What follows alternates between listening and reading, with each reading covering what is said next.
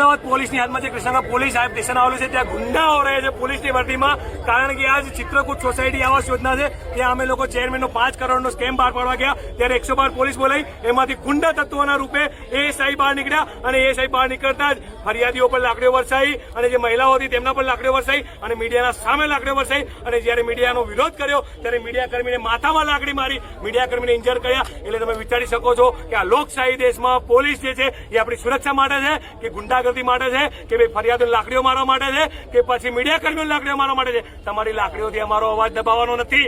હાલ અમે Krishnanagar police station બેઠા છીએ અને જ્યાં સુધી એએસઆઈ સસ્પેન્ડ નહીં થાય, ચેરમેન વિરુદ્ધ એફઆઈઆર નહીં થાય ત્યાં સુધી અમે અહીંયાથી હટીશું નહીં. એએસઆઈની મીડિયા સમક્ષ હું તમને રજૂઆત કરું છું. એએસઆઈની એક જ રજૂઆત હતી કે મારો અધિકારી મારું શું કરી લેશે.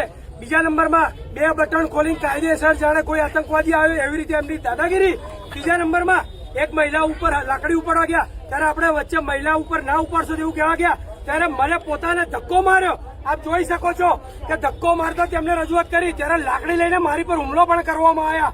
પત્રકાર છે તો તું શું થઈ ગયું? તો શું પત્રકાર તરીકે એક ચોથો આધાર સ્તંભ જે કહેવાય છે ન્યાયની દ્રષ્ટિએ આપણે જોવા જઈએ સત્ય બતાવવું એ ગુનો છે.